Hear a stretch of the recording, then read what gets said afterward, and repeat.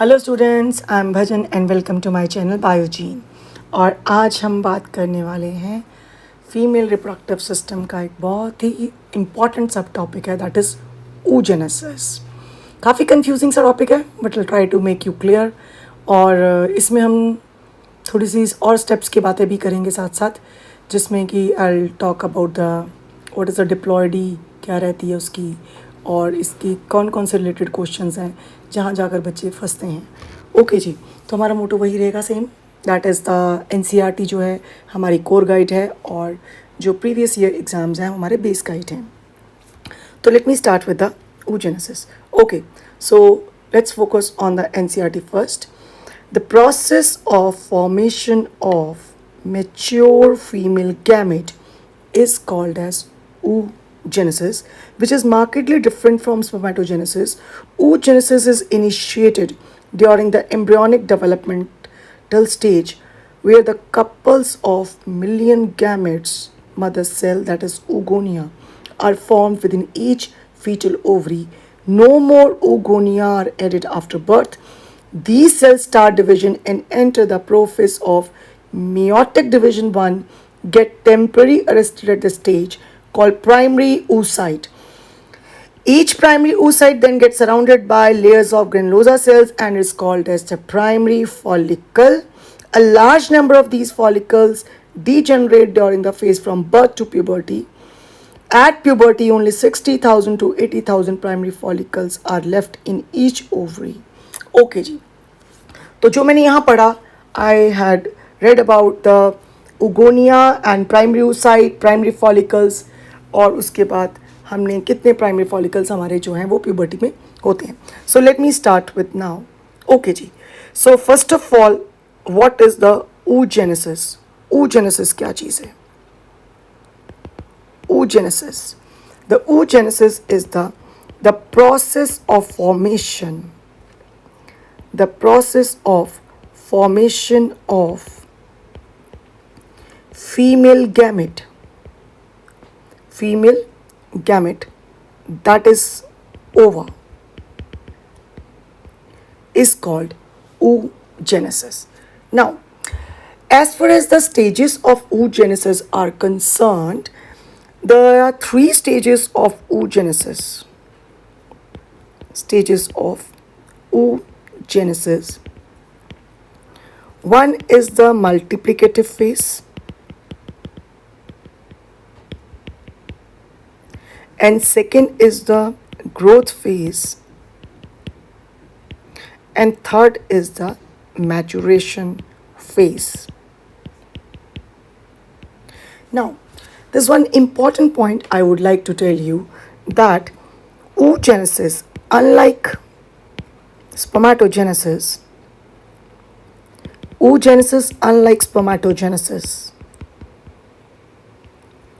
genesis start before birth, starts before birth in fetal ovary by the age of 3 months. तो जब mother की वूम में जो female foetus है उसकी ओवरी में oogenesis शुरू हुआ, यानी कि जब वो फीटस 3 मंथ ओल्ड था तब शुरू हुआ. Okay, and by the 25th week of gestation,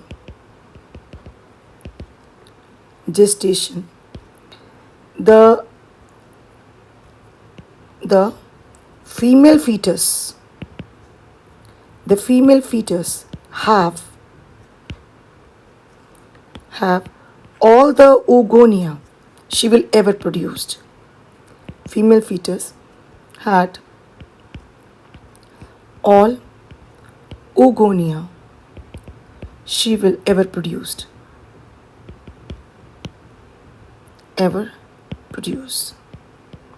मतलब जो 25th वीक ऑफ जेस्टेशन, यानी 25th वीक जो ओवरी होगी उसकी, 25th वीक का जो फीटस होगा उसकी जो ओवरी होगी उसके अंदर जितने भी oogonia अब तक उसके बनने होंगे वो तब तक बन चुके होते हैं.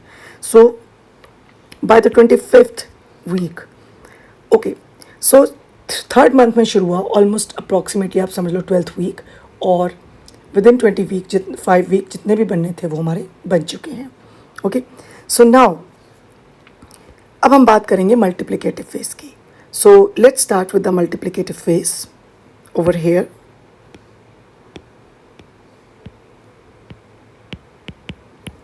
जो मल्टीप्लिकेटिव फेस है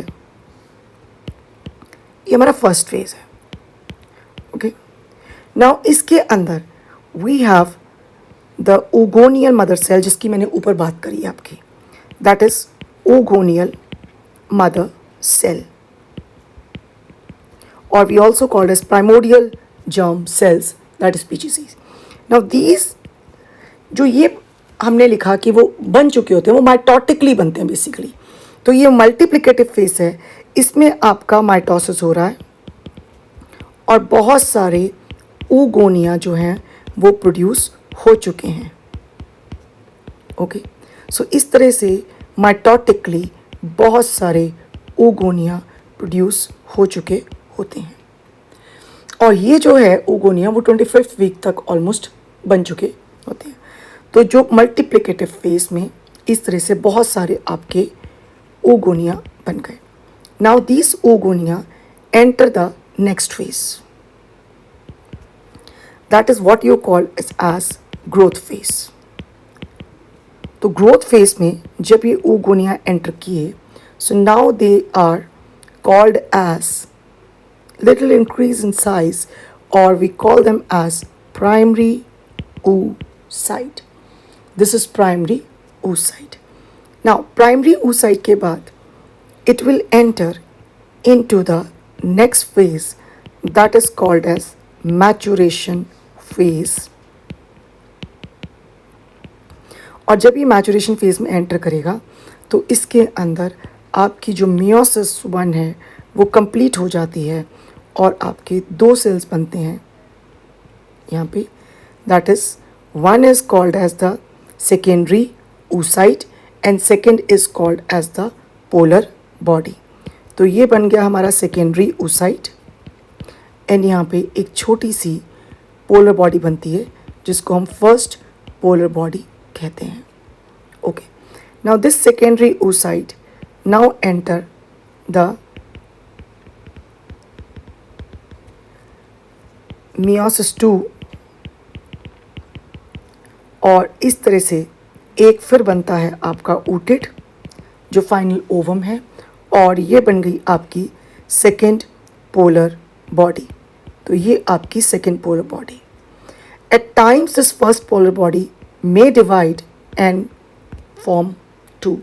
ये जितना आपको सिंपल लग रहा है कि भी 3 फेजेस हुए, इसमें ये हुआ, इसमें ये हुआ, it's not that much simple. Of course अगर हम यहाँ बात करते हैं, अब वापस आती हूँ मल्टीप्लिकेटिव फेस में. नाउ मल्टीप्लिकेटिव फेस में हमने देखा कि oogoneal मदर सेल है, oogoneal मदर सेल के साथ माइटोसिस हुआ और वो डिवाइड करके क्या बन गए, oogonia बन गए. अब ये जो फेस है, अब जो चीज़ देखने वाली है वो यहाँ है. जो हमारा फीमेल में oogenesis है, इट स्टार्ट्स बिफोर बर्थ. ठीक है, तो जो मल्टीप्लिकेटिव फेस है it's occurs before birth. It starts before birth. हाँ जी, approximately 3 months of fetal life.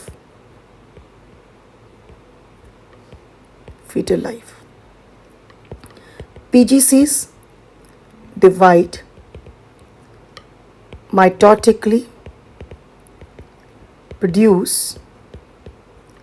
large number of oogonia, and they are in approximately millions. So they are approximately in millions. So millions of oogonia are produced over here in millions. So millions के अंदर आपके oogonia बन गए before birth. ठीक है, और of course उसके birth से पहले oogonia रहेंगे भी नहीं. क्यों नहीं रहेंगे?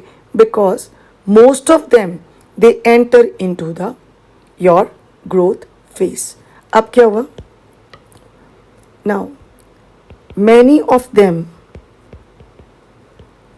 Enter growth phase and become primary oocyte. Some degenerated, some of them they undergo atresia, some undergo atresia. So what is atresia? Atresia is degeneration. ठीक है? एक्चुअली जो एट्रीशिया हो रहा है वो oogonia का नहीं हो रहा, वो फॉलिकल्स का होता है, जिसको मैं आगे आपको समझाऊंगी। सो एट्रीशिया हो जाता है, यानी किनका एट्रीशिया होता है? Some follicles I should say undergo atresia. तो कुछ फॉलिकल्स जो हैं उनका एट्रीशिया हो जाता है, यानी कि आपके पास जो oogonia बन रहे हैं उसमें से कुछ मर गए और कुछ ख़त्म हो गए। ठीक है? सम बिकम प्राइमरी oocyte और अदर्स गेट एट्रिटिक। ओके जी, अब next we come to primary oocyte। अब मैंने जैसे कहा जिनमें से ग्रोथ फेज में चले गए और वो बन गए आपके primary oocyte। So they become your primary oocyte as they enter into the growth phase. अब ग्रोथ फेज में क्या हुआ? As they enter into the growth phase, as they enter growth phase,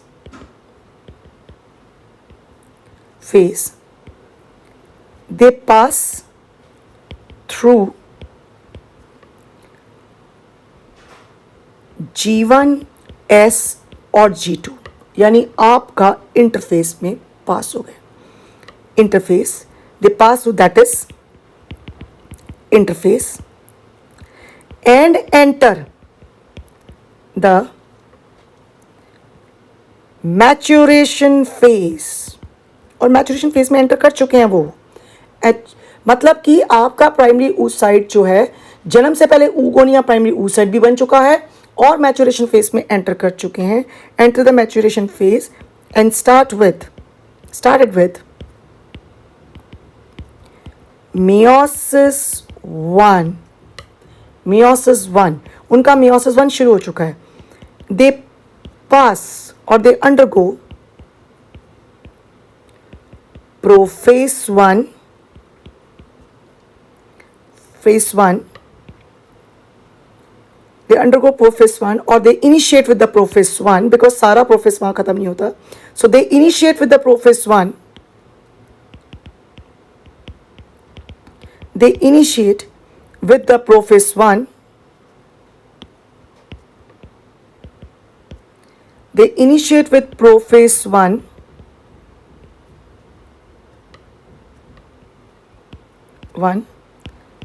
pass through leptotene, zygotine, pectine,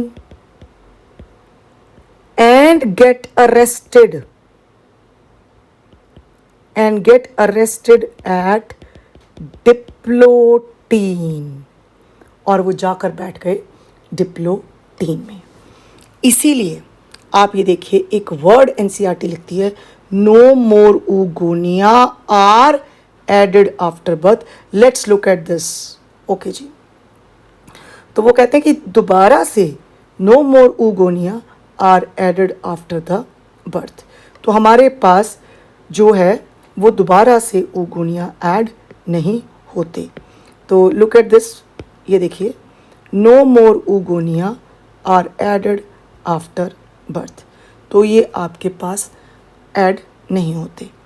fine, no more oogonia are added after birth.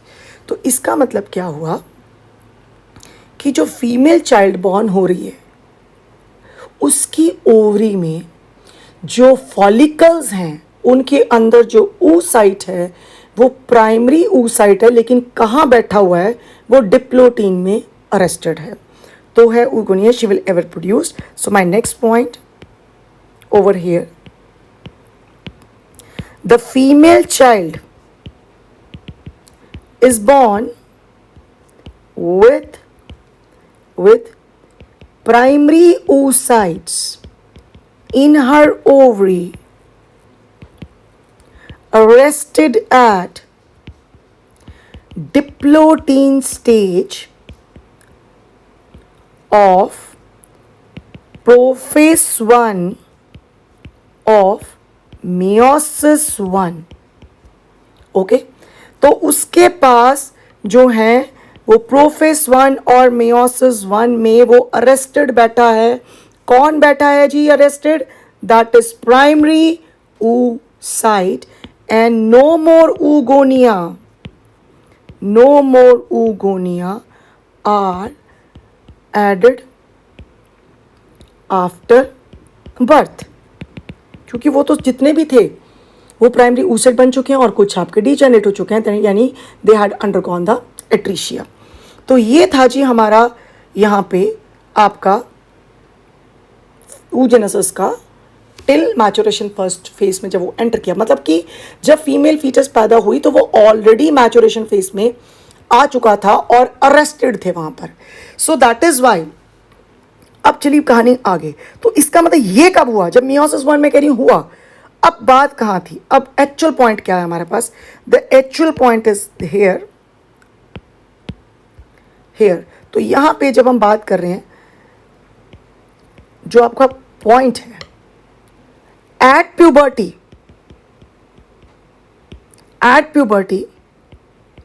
meiosis 1 is resumed under the effect of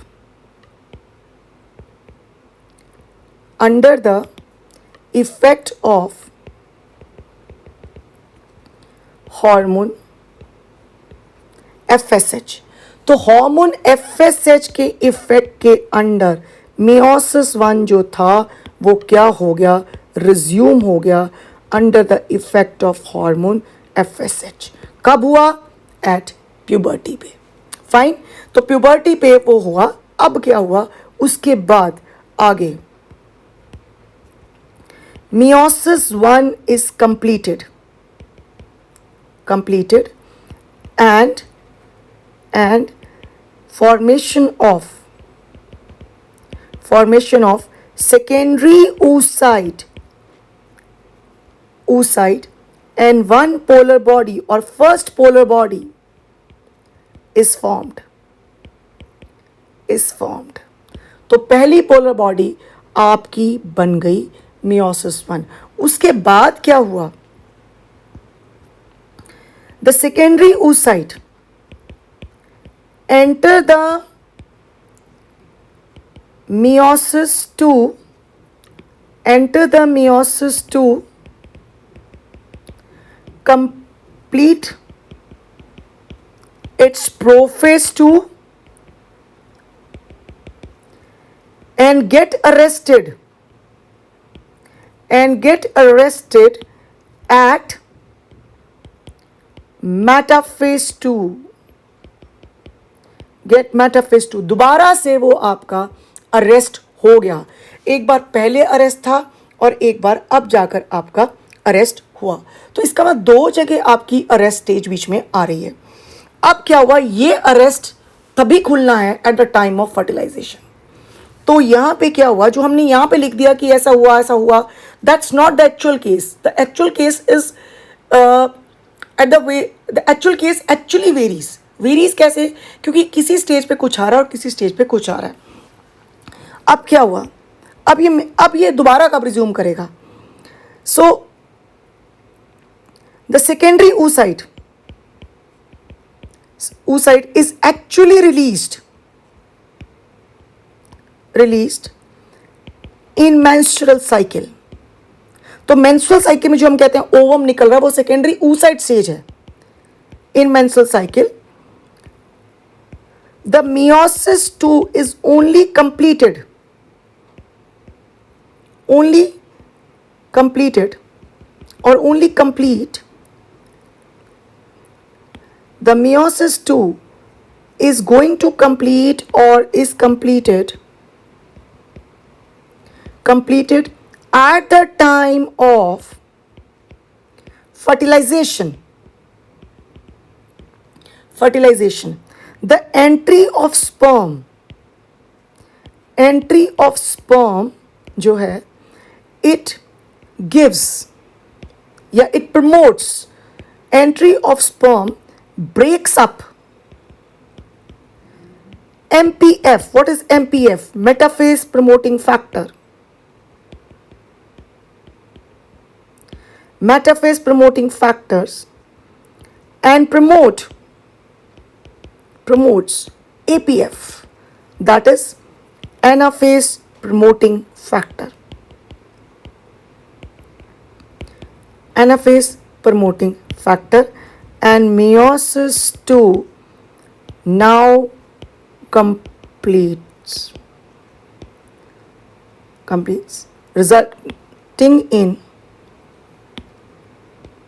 is now completed, resulting in formation of ooted and second polar body. तो ये काम कब होना है जाकर, जब आपका, यानी कि अब मैं वापस आ रही हूँ जो इतना सारा लिखा मैंने, यानी ये meiosis 2 कब कंप्लीट होगा? दिस meiosis 2 जो है वो दोबारा से कंप्लीट रिज्यूम होकर कंप्लीट होगा. कंप्लीटेड कब? At the time of fertilisation. मतलब जो मैंने लिखा, अब मैं सिर्फ ये पॉइंट्स यहाँ पे हाईलाइट कर रही हूँ आपके लिए. सो इट इज़ बेसिकली क्या कर रहा है यहाँ पे, it is completed at the time of fertilisation. Okay, तो जो meiosis 1 वाला था, जो सेकेंडरी oocyte था, आपको पता है सेकेंडरी oocyte कौन था? सेकेंडरी oocyte जो है, it is basically arrested at metaphase 2 of meiosis 2. तो ये metaphase 2 of meiosis 2 के अंदर बैठा हुआ है आपका. ये आपका वो स्टेज है. So this is your secondary oocyte which is arrested at this stage. Fine. तो अभी यहाँ पे जो हमने देखा कि जो प्राइमरी oocyte है वो कहाँ है? प्राइमरी oocyte जो था बर्थ के टाइम पे it was arrested eight diplotene stage. तो ये oocyte कहाँ पे अरेस्ट था? This was arrested eight diplotene stage of prophase 1 of meiosis 1. तो meiosis 1 की prophase 1 स्टेज पे ये आपका अरेस्टेड है. So this was about the जो ग्रुप आपका oogenesis के डिफरेंट स्टेजेस थी. अब कुछ चीज़ें इसके अंदर यहाँ पे हम बात कर रहे हैं oocyte की, तो we will just restricted our self कि भी क्या क्या इसमें हम बात कर रहे हैं, क्योंकि यहाँ पे एक और टर्म साथ में एंटर होती है, दैट इज़ फॉलिकल्स. तो कुछ इंपॉर्टेंट पॉइंट्स पहले मैं यहाँ पे आपसे डिस्कस करना चाहूँगी जो इसके साथ मैंने डिस्कस किए हैं. तो हमने ये पहला पॉइंट हमने ये डिस्कस किया कि भी देखिए जो फीमेल है उसमें बर्थ के बाद कोई भी oogonia ऐड नहीं होते, और उसकी जो ओवरी में जब वो पैदा होती है तो सारे के सारे प्राइमरी oocyte बैठे हुए हैं. अब यहाँ पे हमने कुछ पोलर बॉडीज़ के बारे में डिस्कस करना है. First polar body and second polar body. जो फर्स्ट पोलर बॉडी और आपकी सेकंड पोलर बॉडी, ये क्या क्या चीज़ें हैं? तो जो बेसिकली आप ये देखिए, the role of polar bodies क्या है? What is the role of polar bodies? Simple role of polar bodies to balance the chromosome number. The chromosome number. तो ये बेसिकली आपके क्रोमोसोम नंबर को बैलेंस कर रही हैं. अच्छा, अब यहाँ जो बच्चे एक्चुअल फंसते हैं वो फंसते हैं कि पहली पोलर बॉडी कहाँ रिलीज होती है और सेकंड पोलर बॉडी कहाँ रिलीज होती है. तो जो आपका फर्स्ट पोलर बॉडी है, फर्स्ट पोलर बॉडी रिलीज्ड कहाँ पे? तो फर्स्ट पोलर बॉडी ओवुलेशन के टाइम पे जब आपका जो था आपका oocyte रिलीज़ होता है, उस टाइम पे उससे ये मियोसिस 1 जब हो चुका हुआ है आपका, तो पोलर बॉडी आपकी रिलीज़ हुई और ये हुई आपकी ओवरी में। तो उस टाइम पे first polar body is released, first polar body released in ovary. और आपकी सेकेंड पोलर बॉडी कब रिलीज हुई है? जब आपका मियोसिस 2 कंप्लीट हुआ। आपकी सेकेंड पोलर बॉडी ये हुई रिलीज्ड इन फिलोपियन ट्यूब्स। तो वेरी कॉमन क्वेश्चन जहाँ पे बच्चे अक्सर गड़बड़ करते हैं कि पहली पोलर बॉडी कहाँ रिलीज होती है और सेकेंड पोलर बॉडी। तो अगर आप नटशेल में देखो आपके पास, तो जो इन oogenesis आपने क्या देखा? इन oogenesis what you will see, 1O जो आपका oogonia है, इट विल प्रोड्यूस 1 ओवा प्लस 2 और 3 पोलर बॉडीज। क्योंकि जो फर्स्ट पोलर बॉडी है वो कभी कभी डिवाइड कर जाती है। अगर वो डिवाइड कर गई तो उसको फर्स्ट ही कहना, सेकंड नहीं कहना। सेकंड जो मियोसिस 2 के बाद निकलती है उसको सेकंड कहते हैं। तो आपकी 2 और 3 पोलर बॉडीज आपकी यहाँ पे रिलीज हो रही हैं। एक बात और जो यहाँ पे आपको क्वेश्चन फंसा सकता है, वो क्वेश्चन कहाँ फंसा सकता है कि भी जो oogenesis है, oogenesis के अंदर you can see there is a equal karyokinesis. मतलब आप ये देखिए क्रोमोसोम नंबर इक्वल बैलेंस हो रहा है, बट अनइक्वल साइटोकाइनेसिस।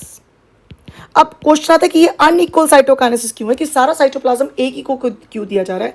बिकॉज जो स्पर्म आएगा उसके पास साइटोप्लाज्म नहीं है। और अगर आप इस तरह से साइटोप्लाज्म इक्वली डिवाइड करते हैं तो जो एफिशिएंसी थी oogenesis की, और उसके बाद जो फर्टिलाइजेशन से सारा जो साइटोप्लाज्म और प्रोटोप्लाज्म आई कैन से जो मेजरली आपका ओवम से आना था, फिर वो नहीं आ पाता। तो दैट इज़ वाई यहाँ पे जो है nature has given us in the this form कि भी आपके पास सारा साइटोप्लाज्म एक ही के पास उन्होंने दे दिया। इसी वजह से कई लोग सम consider oogenesis as a wasteful process। क्यों वो कहते हैं कि 1 oogonia आपका एक ओवम बना रहा है, जबकि आपके पास एक स्पर्म जो है, स्पर्मेटोगोनिया जो है, वो आपके पास 4 स्पर्म्स बना रहा है। तो वहाँ पे जो हम रेशो की बात करें तो हमें वो डिफरेंस आपको यहाँ पे नज़र आएगा। S 1 oogonia forms 1 ova unlike spermatogenesis, where 1 spermatogonia give rise to 4 sperms। Okay, सो इस तरह से दिस इज बेसिकली द जो है oogenesis के रिलेटेड जो चीज़ें हैं। अब एक बार फटाफट क्विक रिकैप कर लें। इस लेक्चर में मैं अपने आप को सिर्फ oogenesis तक ही रिस्ट्रिक्ट कर रही हूँ, मैंने इसमें फॉलिकल्स कुछ भी डिस्कस नहीं किए। In my next coming lecture, जो उसके बिल्कुल बाद वाला लेक्चर होगा, उसमें I will discuss with the continuation of this only, I will discuss about the various follicle, जैसे primary follicle, secondary follicle, tertiary follicle, Graafian follicles. Different follicles हैं, उनमें कौन कौन सी oocyte की स्टेजेस हैं, क्योंकि वो काफ़ी कंफ्यूज करती हैं बच्चे। सबसे पहले फॉलिकल और oocyte को कंफ्यूज कर जाते हैं। तो जो फॉलिकल के अंदर कौन सी oocyte की स्टेजेस हैं उसको मैं डिस्कस करूंगी। वैसे आप मेरे प्रीवियस लेक्चर्स में देख सकते हैं, मैंने कहीं पे फॉलिकल से डिस्कस किए हुए हैं, but I will discuss what is the follicle, उसमें कौन सा oocyte है और उसके आपके अंदर कौन से क्रोमोसोम नंबर है, कौन सी स्टेज, इसी के रिलेटेड में हम आगे चलेंगे। तो अभी इसी में एक बार रिकैप कर लेते हैं। तो मैंने आपको रिकैप में क्या क्या डिस्कस किया, मैंने रिकैप में आपको डिस्कस किया, एक क्विक रिकैप दे लेते हैं इसके लिए। So let's have a recap for this lecture. आपका जो रिकैप है इस लेक्चर का, उसके अंदर हमने क्या क्या डिस्कस किया है। रिकैप के अंदर I have discussed about number 1 कि जो फीमेल में जो oogenesis है वो बिफोर बर्थ शुरू होता है। सो oogenesis जो है इसका स्टार्ट बिफोर बर्थ है, fine. Then get arrested before birth, even before birth, शुरू भी बिफोर बर्थ हुआ, अरेस्ट भी बिफोर बर्थ हुआ, बट रिज्यूम्ड एट प्यूबर्टी, और वो प्यूबर्टी पे रिज्यूम हुआ है। तो जब हमने कहा स्टार्ट बिफोर बर्थ, तो यहां मैंने आपको बता दिया 3 months of foetal life approximately यहां शुरू हुआ, और जो अरेस्टेड हुआ है वो हुआ है आपका, that is approximately 25th week जो है फीटस का, वो उसमें आपका अरेस्ट हुआ है। अप्रॉक्सीमेटली 25th वीक पर ये हो जाता है of foetal life. Okay, resumed at puberty यानी कि approximately that is approximately 9 to लेकर, बिकॉज अभी प्यूबर्टी की एज चेंज है, कई किताबें इसको 11 से 13 लिखती हैं, some books write from 9 to 11, so 9 to 11 और 13 ये आपका रिज्यूम हो गया। किसके अंडर रिज्यूम हुआ है? Under the effect of FSH। तो गोनेडोट्रोपिन्स के लेवल्स जो हैं वो बढ़ते हैं। ओके, सेकंड हमने आपसे डिस्कस किया couple of millions of oogonia present before birth, no more added after birth. फिर आप ये देख रहे हैं जो oogenesis है, oogenesis is a discontinuous process. ये एक डिसकॉन्टिन्यूस प्रोसेस है। इसका फर्स्ट डिसकॉन्टिन्यूशन कहाँ हुआ? इसका फर्स्ट डिसकॉन्टिन्यूशन तो बिफोर बर्थ ही हो गया था, बिफोर बर्थ हो गया। और कौन सी स्टेज पे हुआ? At diplotene stage of meiosis 1, of prophase 1 of meiosis 1, prophase 1 of meiosis 1 में आपका हो चुका है अरेस्ट। देन सेकेंड डिसकंटिन्यूशन इसका कहाँ जाकर हुआ?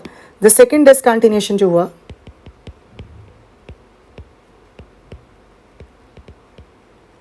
ये हुआ at metaphase 2 of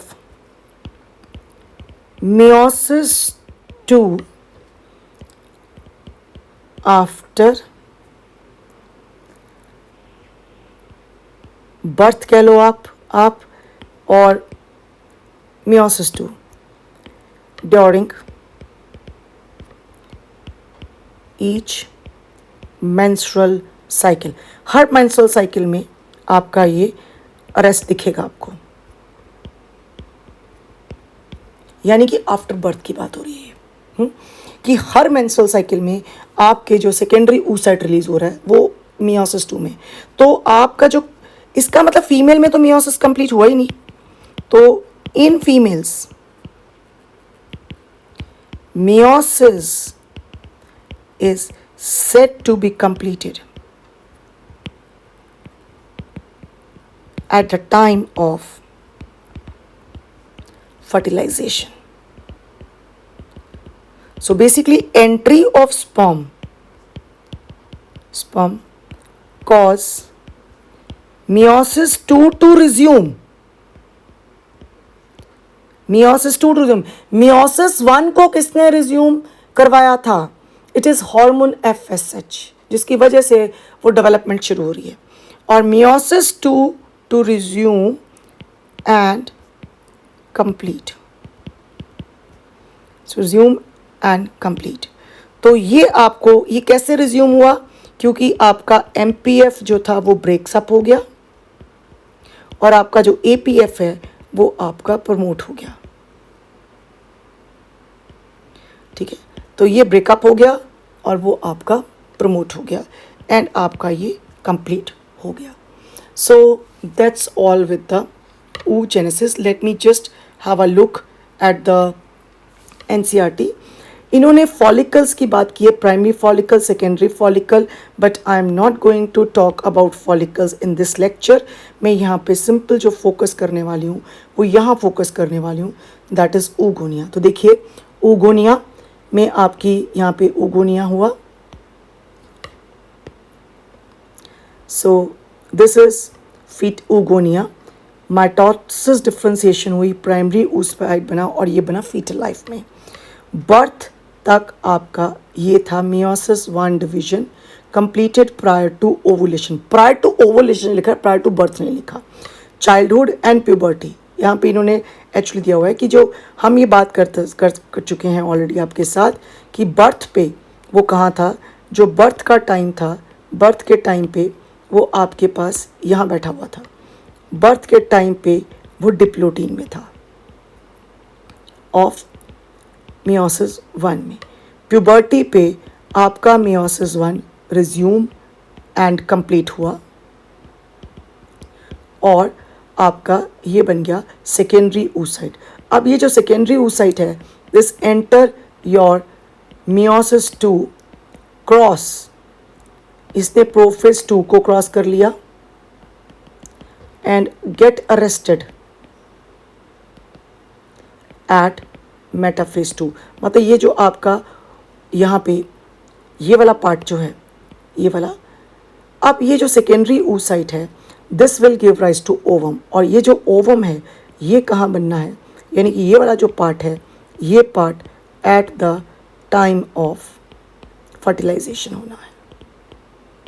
सो यहाँ पे लिखा भी है अडल्ट रिप्रोडक्टिव लाइफ. तो हमारे पास जो देखने वाली चीज़ें हैं वो क्या क्या है, आपका जो प्राइमरी oocyte यहाँ पे, so this is there, that is primary oocyte आपका यहाँ रिलीज़ हुआ, ये प्राइमरी oocyte है. फिर सेकेंडरी oocyte है, और जब सेकेंडरी oocyte बना तो आपकी ये वाली फर्स्ट पोलर बॉडी बनी है, और सेकेंडरी oocyte के बाद जब फर्टिलाइजेशन हुई है तो आपकी वहाँ पे उससे प्रायर टू दैट फर्टिलाइजेशन के सेकेंडरी पोलर बॉडी बनी है. So this is all about the oogonia से ओवम बनने तक का सफ़र. So that I hope I am able to make you understand about this. So if you really like it, please don't forget watching my next lecture which is regarding this only, that is follicles and all. And आपको क्या करना है, I need your support if you really feel it's helpful, that is like, sub, share and subscribe. Thank you very much and stay safe.